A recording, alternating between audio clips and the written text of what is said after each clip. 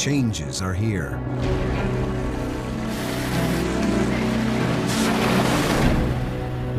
Wow, this is crazy. Some marvels fight to endure.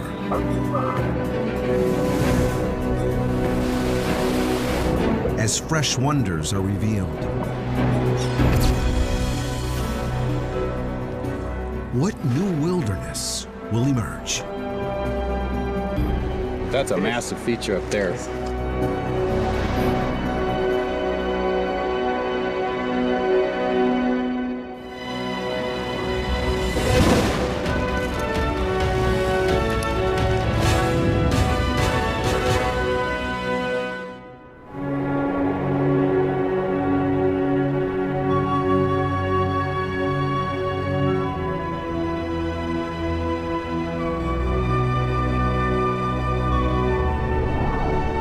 Glacier National Park.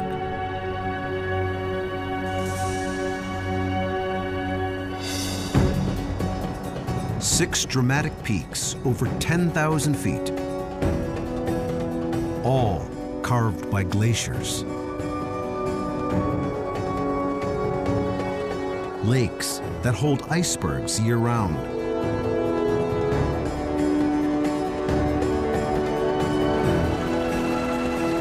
Countless waterfalls, fed by melting snow and ice. To see it, act fast. The Earth is warming at an alarming pace. The great ice masses that shape and support this ecosystem will soon be gone. Many things will never be the same. Plants, fish, mammals. Two big questions. How quickly will it change? And what defiant new wilderness will remain?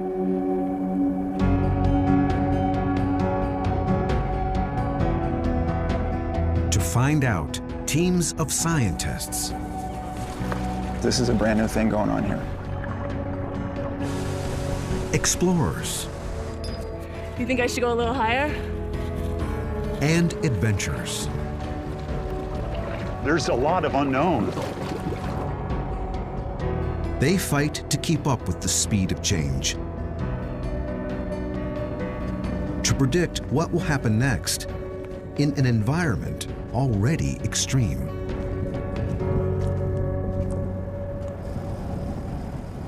We've had one record of 166 miles an hour before the instrumentation blew away.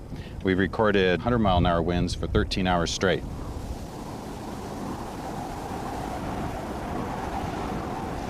Dan Faegre is a scientist for the U.S. Geological Survey and this area's lead expert on glaciers. The right man to lead a key investigation.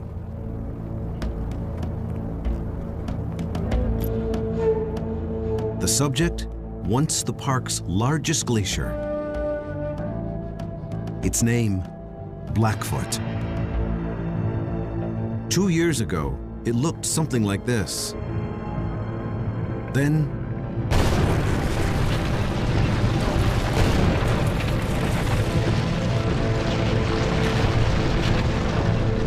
thousands of tons of ice collapsed at once.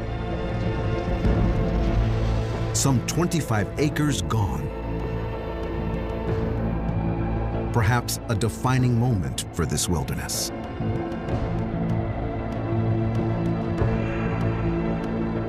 Only Dan can say for sure. He's been desperate for an up-close look at the collapse. Let me get that one out. We need to get in and see what's happening to this glacier. It's just now coming out from under the snow. We want to do some mapping and look at this because it's a pretty dramatic feature. Yep. Okay, you all set? Yep.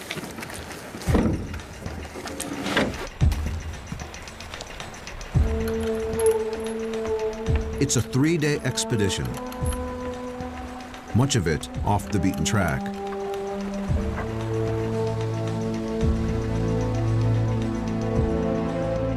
What they find will help Dan estimate how long before all the park's glaciers are gone for good. The rate at which we've seen glaciers melting here is already quite dramatic, but when they're occurring in these large events like this, it means that the pace is quickened.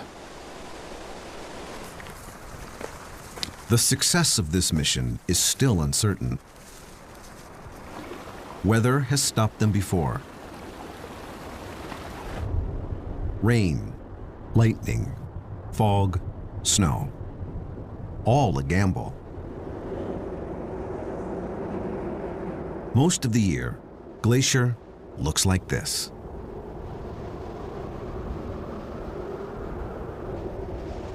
The true nature of this wilderness hides beneath a blanket of white, up to 20 feet deep.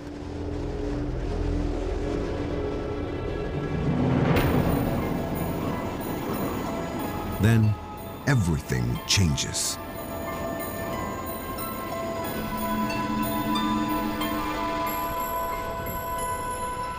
Summer opens a window, and for a brief time, explorers try their luck.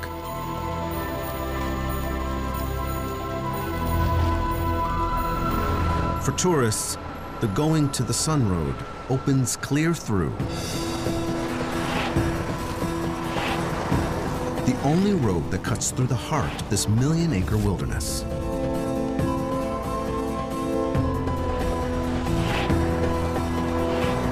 This road is how some 2 million visitors a year taste Glacier's splendor.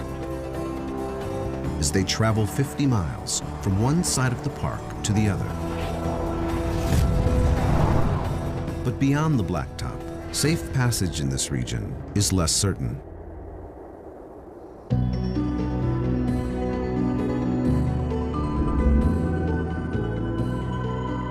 Where Montana borders Canada is a mountainous area ecologists call the crown of the continent. Right in the middle, Glacier National Park. It joins Canada's Waterton Lakes National Park to make the jewel in this crown. The Continental Divide splits it all into 2 unpredictable weather systems.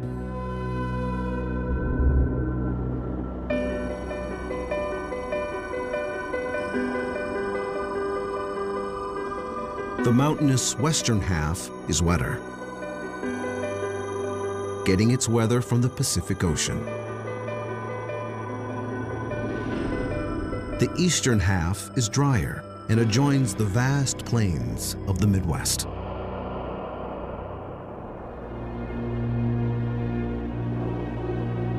"18 of the park's 26 remaining glaciers cluster along this divide. In the drier months, both sides depend on water from melting glaciers.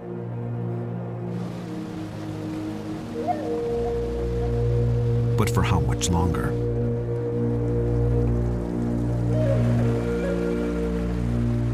Well, the stream we're next to right now is basically meltwater from the snowfields and the glaciers. A lot of these systems that depend on this water are going to dry up and you'll have big changes in vegetation.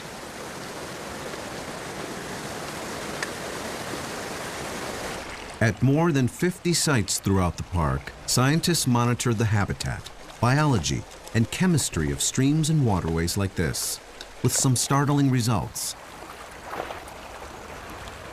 It's a circulatory system, and National Parks ecologist Billy Schweiger is the man with his finger on the pulse. It's essentially a collection of vital signs of the health, the ecological integrity of the streams. The algae on this rock are called didymo. Common name, rock snot. It's natural for some of it to be here. But last week, Billy encountered didymo unlike anything he had ever seen.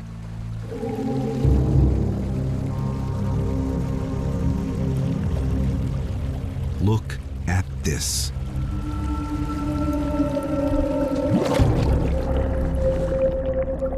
You know, we stumbled upon this the other day, and it's just like, wow, this is crazy. You know, why is this happening? A thick carpet of rock snot covers an area some 100 yards square.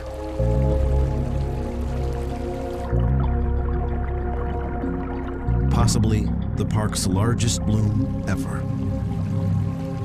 So the texture is very much like wet cotton. Feels like walking on shag carpet. For an aquatic insect trying to live in this, they want it to look like that, right? But it looks like this. This is a completely qualitative change in what this stream is like.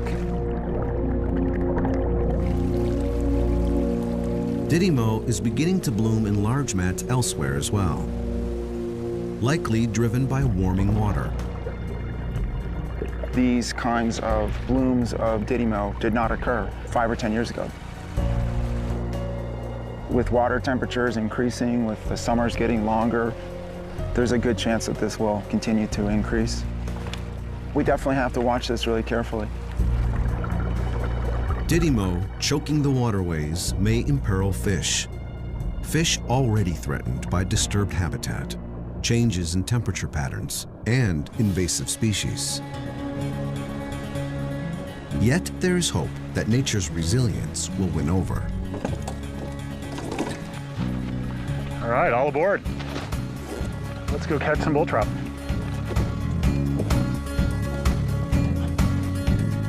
Clint Molefield is on a 3-day expedition to the park's remote north. What he finds may give new hope to populations threatened by climate change. Well, what's so exciting is that this population might have a better chance of persisting over time in the face of a warming climate.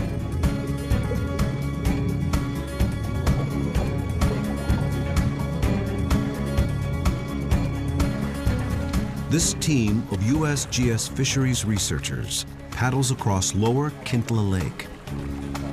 Below them, the type of biological change common throughout Glacier National Park. These native bull trout are threatened by invasive species. We've seen tremendous declines in bull trout populations to the point that many of these populations are literally on the brink of extinction. But traversing Lower Kintla Lake is just the beginning of their quest. They've had a report of odd goings-on in the next lake up. Home to some of the strangest fish in the park.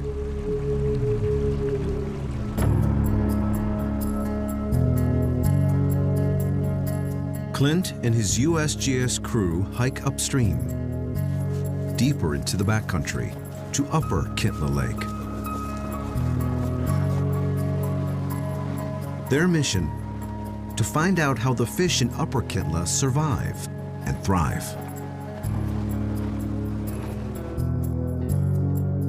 Upper and Lower are 2 lakes separated by large waterfalls.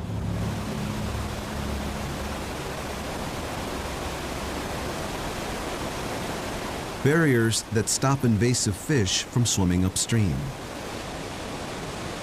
The Upper Kintla population has not been perturbed at all. It's remained like it is today over 10 to 14,000 years. In isolation, Upper Kintla's fish seem to have adopted the strangest habits. For one, they are cannibals.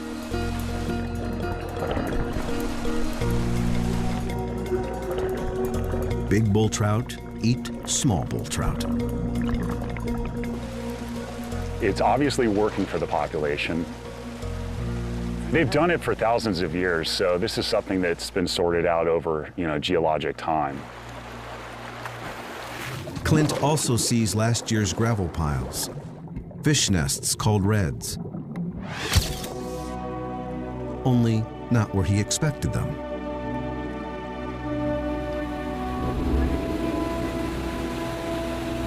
Fish usually go upstream to spawn, but not the bull trout in this lake.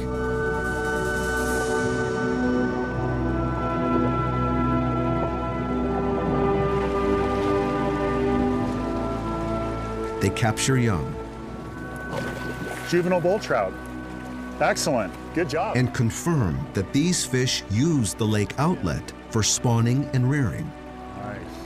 No one knows for sure why these fish swim downstream to spawn. Oh, there's one. But it's an adaptation that may serve them well when melting glaciers stop feeding the inlets. Under a warming climate, we expect that the inlet streams to warm up. And they might not be suitable when the bull trout need to spawn. The outlet stream, it's always going to be supplied with water, and that creates some really good habitat. There's hope that that bull trout population in Upper Kintla Lake will persist.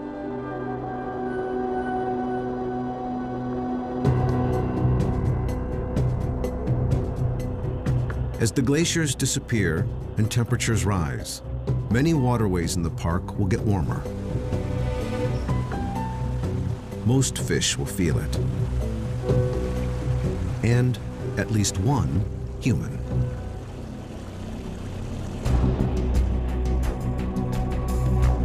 While most adventurers in Glacier National Park tackle peaks and ridges, Mark Enkenbauer combs the backcountry for lakes.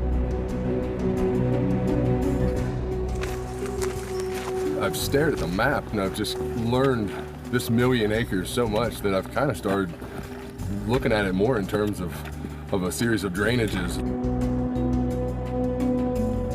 You know, a lot of people think of it as a park of peaks. I see it as a park of lakes. Mark is 6 years into an 8-year quest to jump into all the named lakes in the Waterton Glacier Wilderness, some 168. Definitely not a bad view.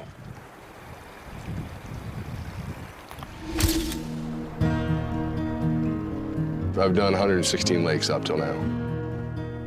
Often these lakes sit off the beaten track. Average maximum temperature, rarely above 50 degrees. Some hold icebergs. This project made me very attached to the park. It's kind of started off as being just a personal endeavor. It's definitely evolved into almost kind of a celebration of life for me.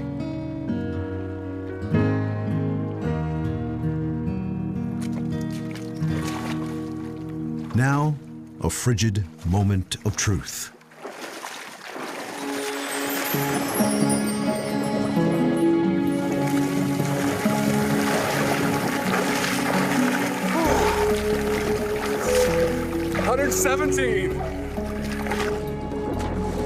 Mark has turned his endeavor into a charity event, raising money and awareness for children with cancer. It's like all the rest of them. Chilly. But wonderful.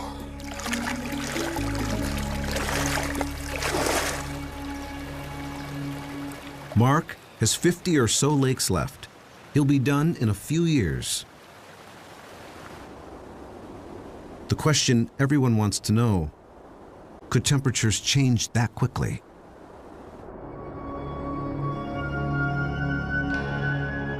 How long before glaciers stop feeding these lakes? By recent estimates, the year 2030.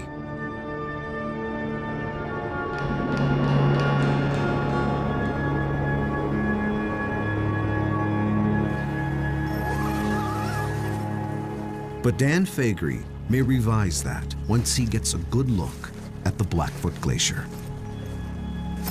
And we're going to go to a ridge across the way and see if we can get to the area where the glacier collapsed. So this is going to be our first up-close look at it. So this is going to be something we're eager to see.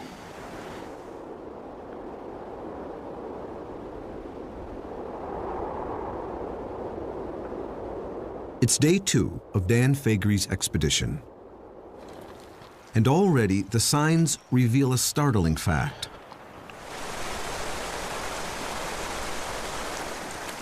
Glacier National Park and areas like it are warming much faster than the rest of the planet.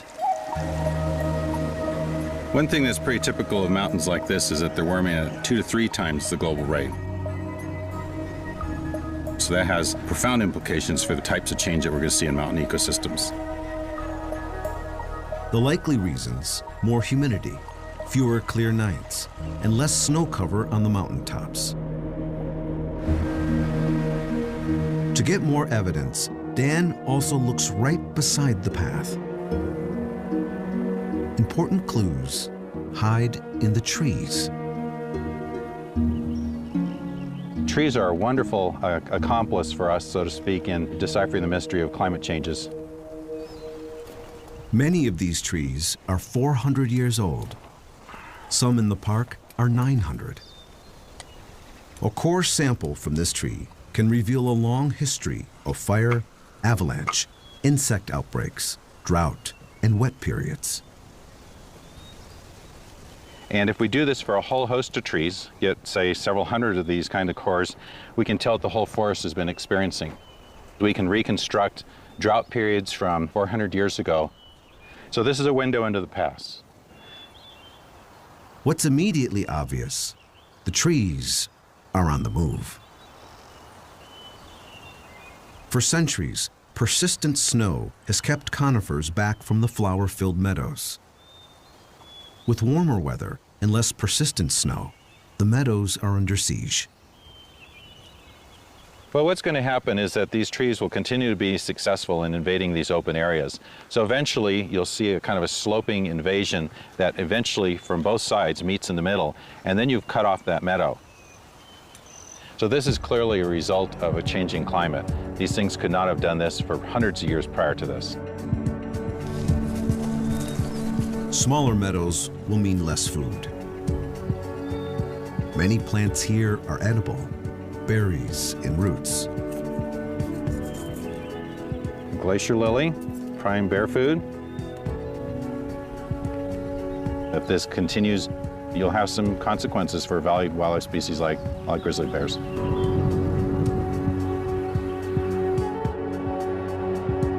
Are bears threatened by these changes? It's Kate Kendall's job to find out. And she's found a revolutionary way of doing it. Let's look at the sample. I think it might be grizzly. Kate takes hair samples from trees that grizzlies and black bears like to rub on. This is really a great rub tree. It's had a lot of use from bears. It's got a lot of bite marks on it and claw marks. A few pieces of barbed wire ensure she gets all the DNA she needs. From just a few hairs that have roots on them, we can get information about the species, sex, and individual identity of the bears. No one knows why different bears like to rub against the same tree. But remote cameras may provide some clues.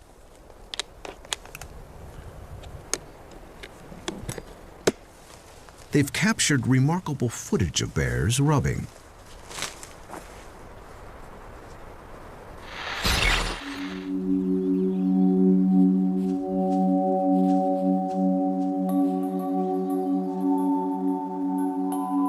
Footage beyond Kate's imagination. The first footage that we got was just unbelievably amusing.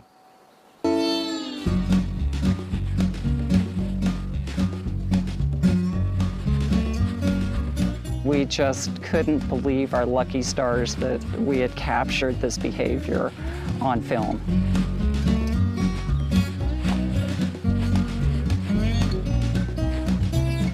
Every time we go check a camera and bring the film back, it's like, you know, Christmas and Easter and everything combined. Perhaps the bears are scent marking. Perhaps it just feels good. Either way, the small pieces of wire placed on the trees capture hair.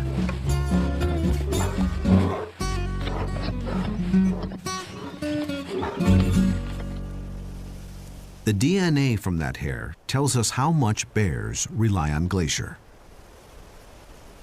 The national park was only a small portion of the wilderness studied, but it holds nearly half of the grizzly bears.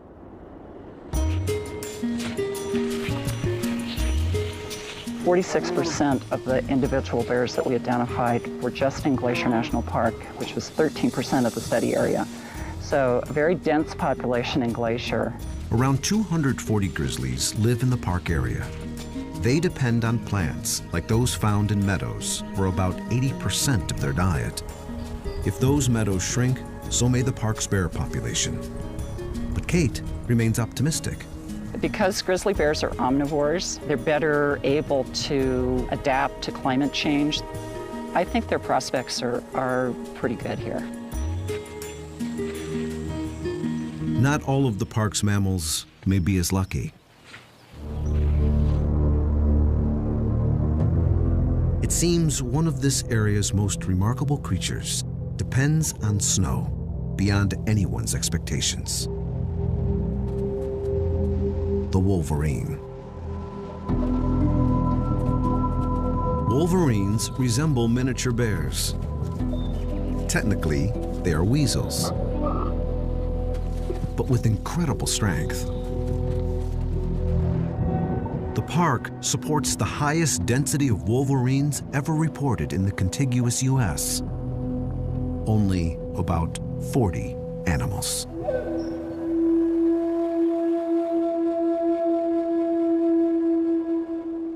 Biologist Jeff Copeland travels high in Glacier National Park.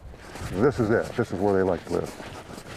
Jeff investigates wolverine habitat.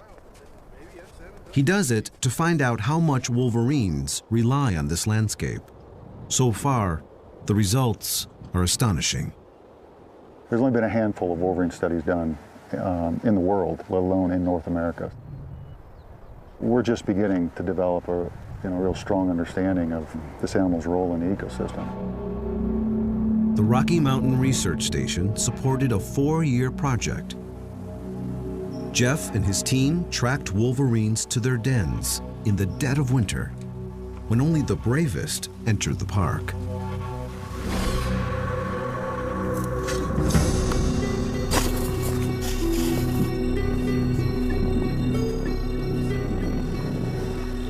Here's little baby.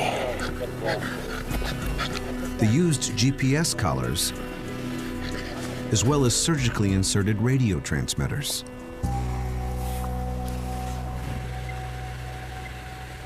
This work began to reveal a remarkable life history. They found the young stay with mom for 8 to 9 months. Then they may spend a year with the father. From him, they likely learn how and where to find food.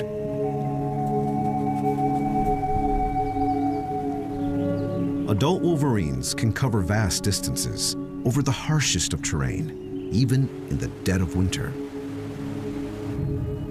But like any superhero animal, wolverines have a weakness. And it's a big one. A wolverine at 35 below zero can just pretty much kick back and relax. I mean, they can handle it. But what about the upper end? There's got to be some point where it's just too hot. Wolverines will only make dens in snow that lasts until the 2nd week of May. Global warming is reducing the number of places for them to den. Usually, climate change is a very gradual, long-term thing, and animals can often adjust, unless there's some specific characteristic of the climate that they are directly tied to. And we think that may be the case with the wolverine in its dependence on snow. Unless Glacier's wolverines are able to adapt to a changing climate, populations here may disappear. Other animals face a similar predicament.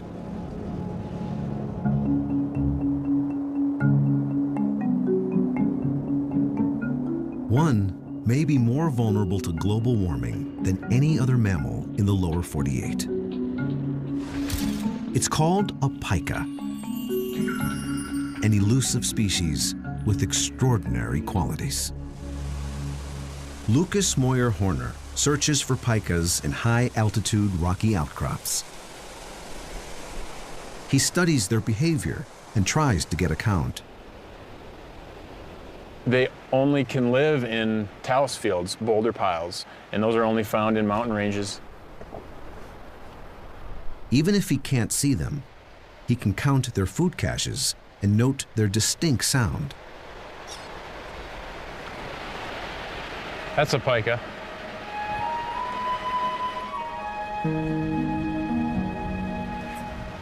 Okay, here's a pika hay pile. Few visitors get to see a pika, but just when you least expect it. Here's a pika right now. A rare encounter with one of the most uniquely adapted mammals on the planet. And this one isn't shy.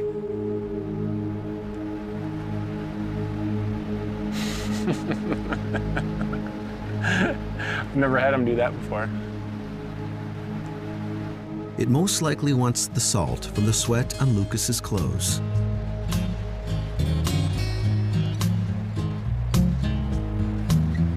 Oh, he actually got through my pants. Congratulations. You chewed a hole through my pants. Pikas are used to getting nutrition from unusual places. They are so adapted to the cold, they don't hibernate, but stay under these rocks beneath up to 20 feet of snow for 8 to 9 months of the year. To survive, they'll even eat their own feces. There's some nutritional value to it, and they'll actually collect the feces of other species too and eat that. Like this is some marmot scat right here.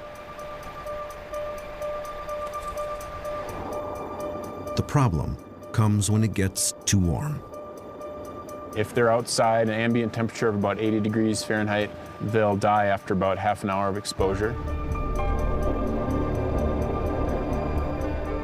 I think they're emblematic of the type of animal that is going to have trouble dealing with climate change. And I think we can learn a lot from how they respond. Southern populations will almost certainly disappear as it gets warmer. The only question, how long before that happens here? There are a lot of changes here. Glacier Park's going to look a lot different without snow and ice. Dan reaches a major milestone on his hike to Blackfoot Glacier. He gets his first good look since part of it collapsed 2 years ago. Even at a distance, he's shocked.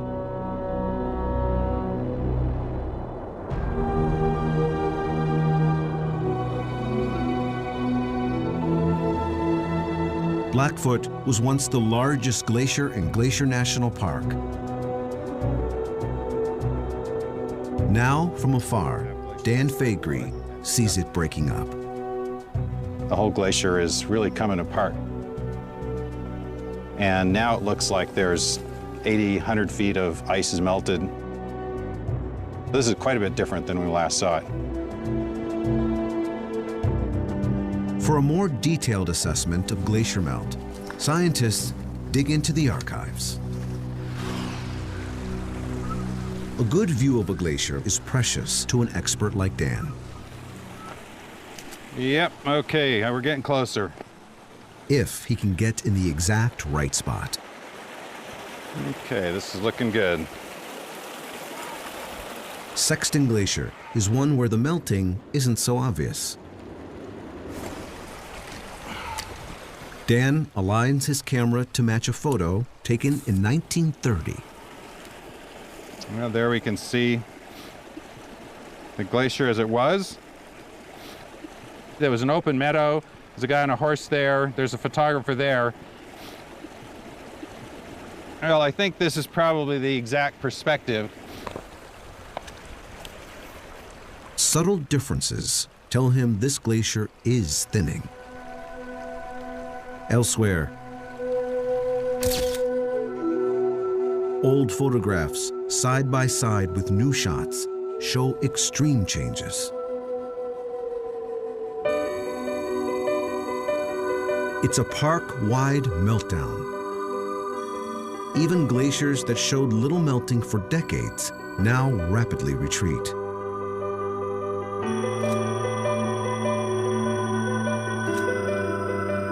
And that's not the only change Dan sees.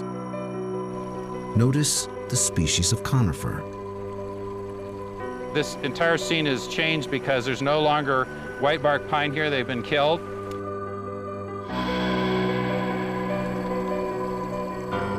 You're not only seeing changes in glaciers, but you're seeing changes in the trees in the same photograph.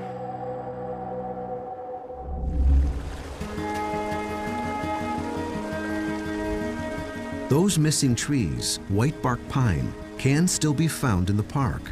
And those who search for them hold great hope for the tree's future. That's 0.18 miles, so off in this direction. Rebecca Lawrence and her group scour the backcountry for survivors of blister rust, a disease caused by a fungus that strangles whitebark pine. They start to die from the top down. This is pretty typical.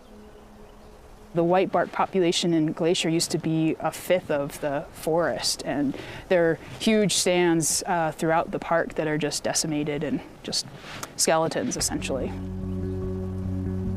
The fungus was accidentally brought to North America from Europe around 1910. How it may spread with global warming, no one knows for certain. This pine's seeds are high in fat. They're a key food source for many species. So every pine lost hurts.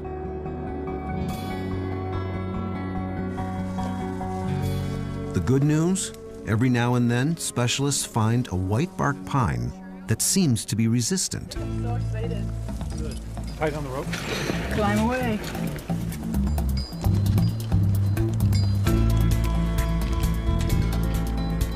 You think I should go a little higher?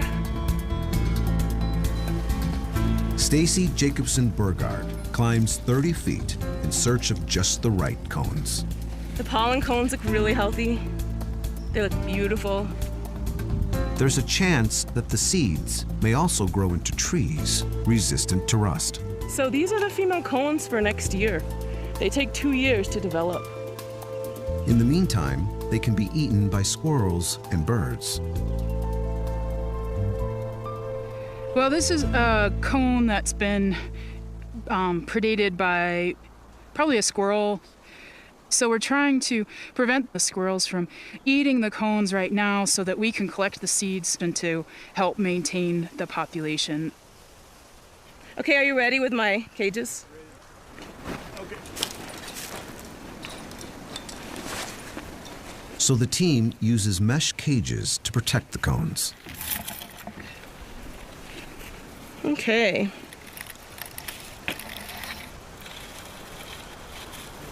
I'm going to just check the bottom again. Make sure that I don't have any openings there for critters.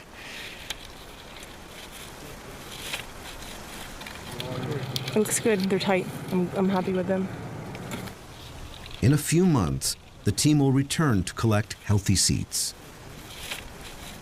They'll grow them in a Forest Service nursery and replant the young trees in the wild.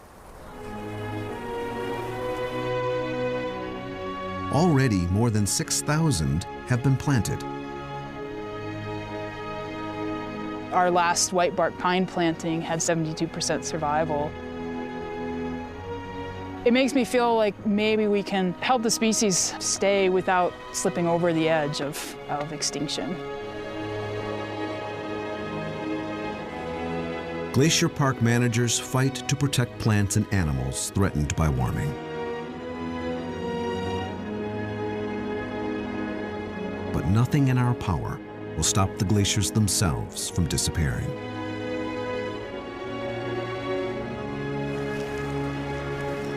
It does look steeper than we thought, doesn't it?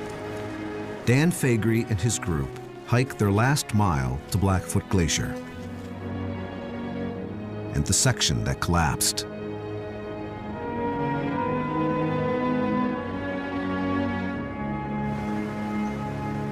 when we get across that one section, we don't know how big the streams are and how dangerous it'll be to cross.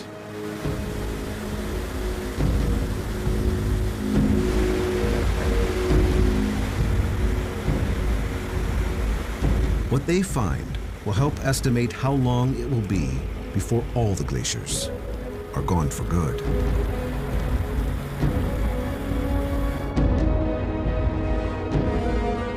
At last, over the last ridge to Blackfoot, Dan Faegre braces himself for the worst.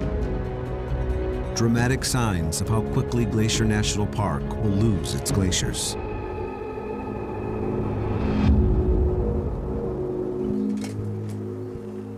But what they find first is a paradise, revealed by the receding glacier.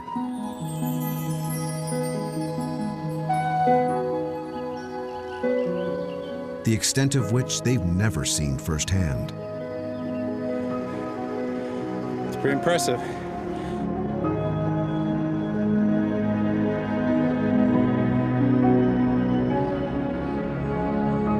Blackfoot Glacier has carved the rocks here into shelves and steeps.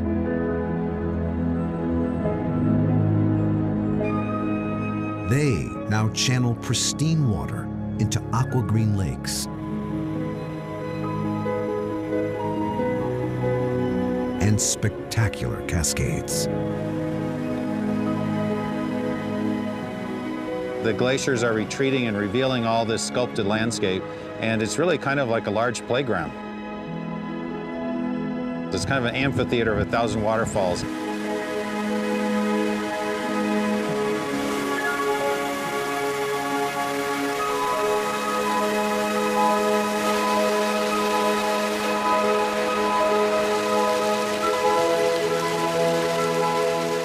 Just on the edges, there's a little bit of fringe of vegetation.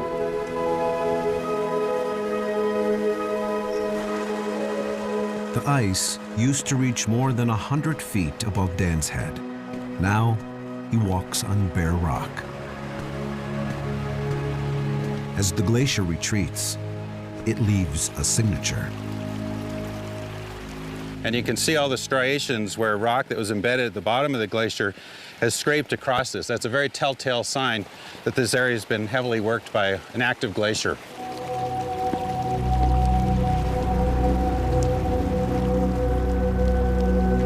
Large chunks of ice break off without warning.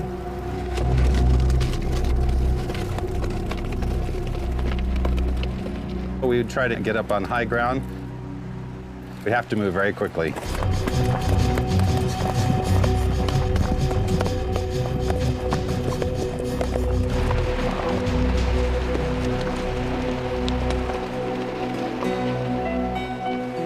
Dan cautiously makes it to the leading edge of Blackfoot.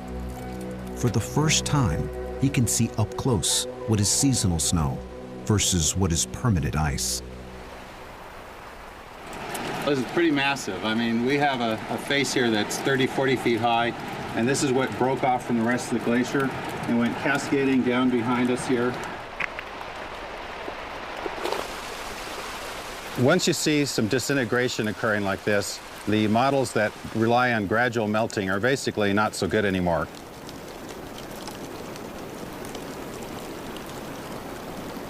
These glaciers are definitely melting 3 to 4 times faster than they used to.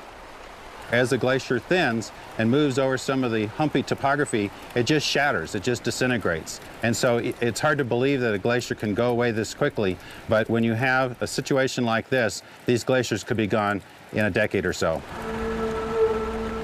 Everyone thought the glaciers would be here for at least 20 more years.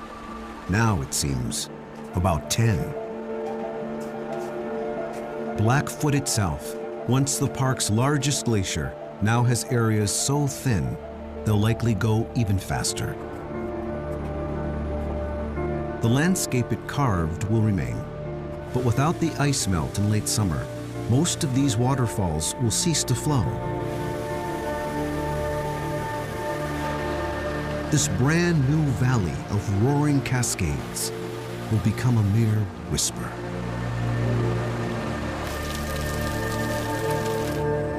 It'll definitely be sad to see the glaciers go. But when you see this sculpted landscape, it's really a very kind of aesthetic area to be in. This is going to be an interesting part of the park for a long time, even after the glaciers are gone. This wilderness is undergoing dramatic changes that we are only beginning to understand. Plants and animals have little time left to adapt to a warmer park.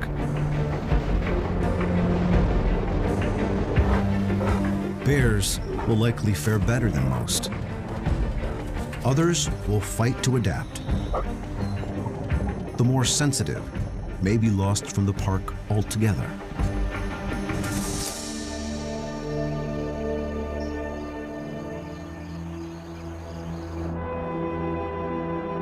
What will remain is a dramatic new landscape.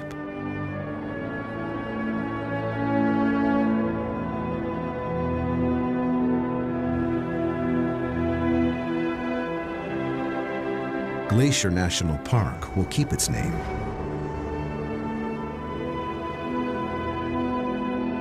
Even when the ice is gone, the impact of the glaciers will live on.